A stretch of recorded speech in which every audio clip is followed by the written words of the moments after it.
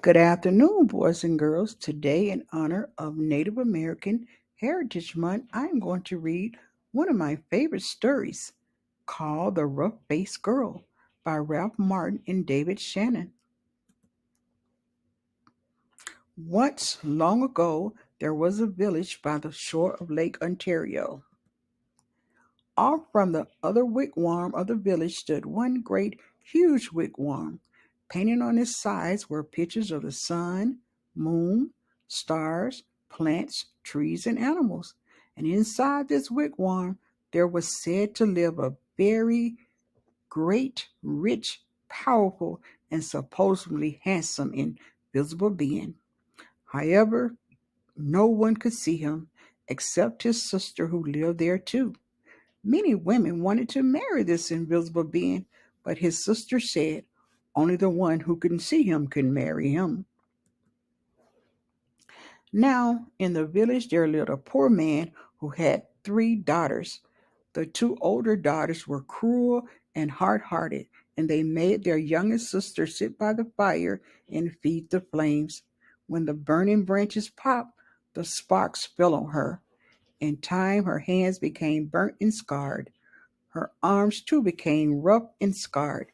Even her face was marked by the fire, and her beautiful long black hair hung raggedy and charred.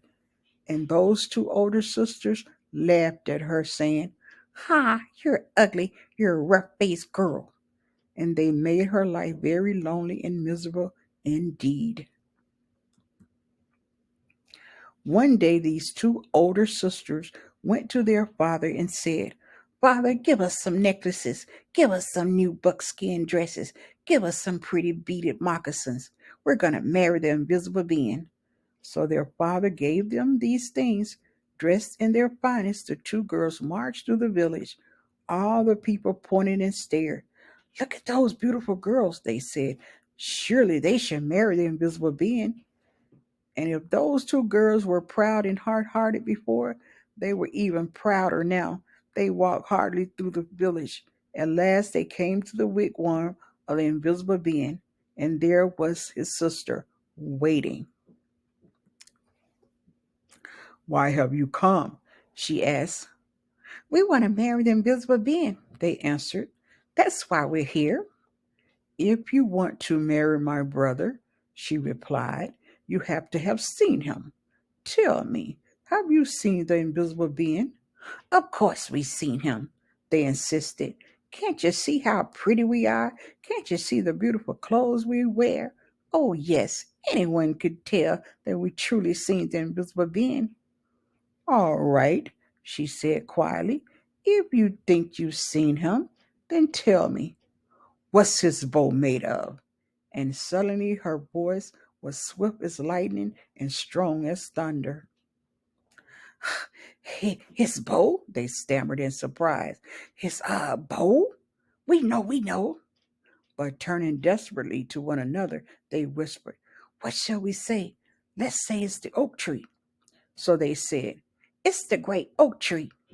"No," said the sister of the invisible being. "No." Oh, she saw at once how they lied. "Tell me," she continued, "if you think you've seen my brother, the invisible being, then what the run of his sleigh made of?" "Uh, we know," cried those two sisters. But whispering feverishly again, they wondered, "What shall we say? What shall we say? Let's say it's the green willow branch." "No," said the sister when she heard. "No, you have not seen my brother. Now go home." "Just test us fairly," they exclaimed. "We've seen him. Just don't ask us these silly questions." "All right," said the sister of the invisible being. "Come with me." And she took them back to the great wigwam and set them in the seats furthest from the entrance, the guest seats.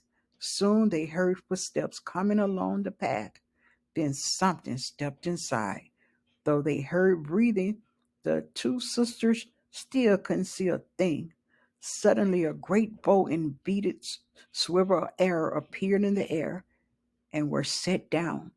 But though through those two sisters sat there, their eyes wide, all through that night. They never saw a thing more, and in the morning they had to go home ashamed. The next day, the rough faced girl went to her father and said, "Father, may I please have some beads? May I please have a new buckskin dress and some pretty moccasins? I'm going to marry the invisible being. For wherever I look, I see his face." But her father sighed. "Daughter," he said, "I'm sorry. I have no beads left for you, only some little broken shells. I have no buckskin dress, and as for moccasins, all I have left are my own old, worn, cracked, and stretched out pair from last year, and they are much too big." But she said, "Whatever you can spare, I can use." So he gave her these things. Then she found dry reeds, and taking the little broken shell, she sprung a necklace.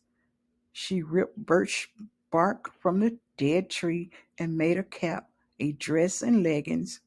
Then, with the spare piece of bone, she carved in the bark pictures of the sun, moon, stars, plants, trees, and animals.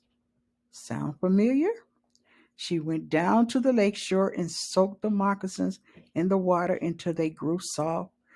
Then she molded them to her feet, but they were still too big, and they flapped like duck feet as she walked. Then all the people came out of the wigwams. They pointed and stared. "Look at that ugly girl," they laughed. "Look at her strange clothes. Hey, hey, hey! Go home, you ugly girl. You'll never marry the invisible being." But the rough faced girl had faith in herself, and she had courage. She didn't turn back. She kept walking right through the village. As she walked on, she saw the great beauty of the earth and sky spreading before her. And truly, she alone of all in that village saw in these things the sweet yet awesome face of the invisible being. Look at that face.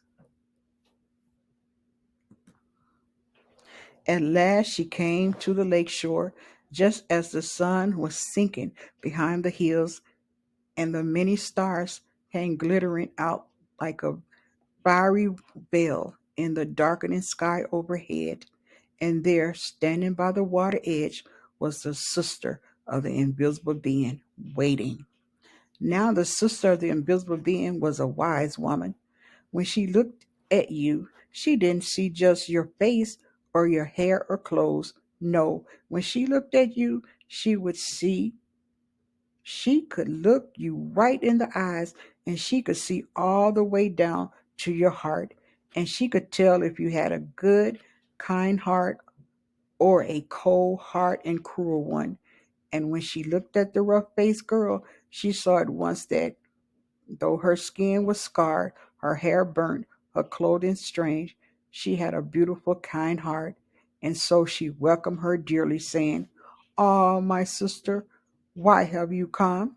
And the rough faced girl replied, "I've come to marry the invisible being." "Ah," said the sister very gently, "now, if you want to marry him, you have to have seen him. Tell me, have you seen my brother, the invisible being?" And the rough faced girl said, "Yes." "All right, then," said the sister. "If you have seen him, tell me, what's his bow made of?" And the rough faced girl said, "His bow? Why, it is the great curve of the rainbow." "Oh," exclaimed the sister in excitement. "Tell me," she asked, "if you've seen my brother, the invisible being, what's the run of his sleigh made of?" And the rough faced girl, looking up into the night sky, said, "The run of his sleigh? Why, it is the spirit road, the Milky Way of stars that spreads across the sky."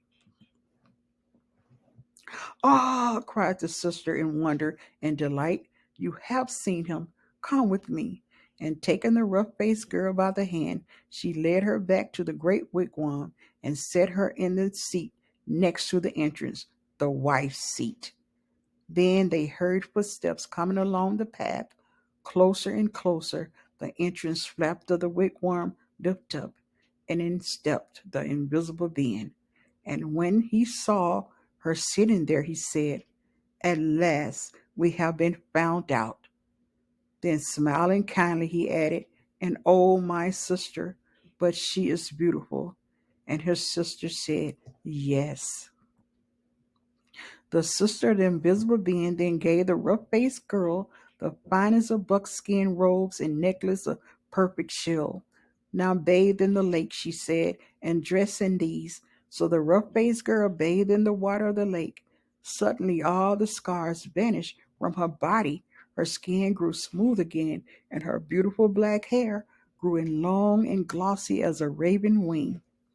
Now anyone could see that she was indeed beautiful, but the invisible being and his sister had seen that from the start.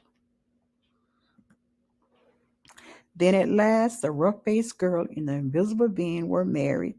They lived together in great gladness and were never parted.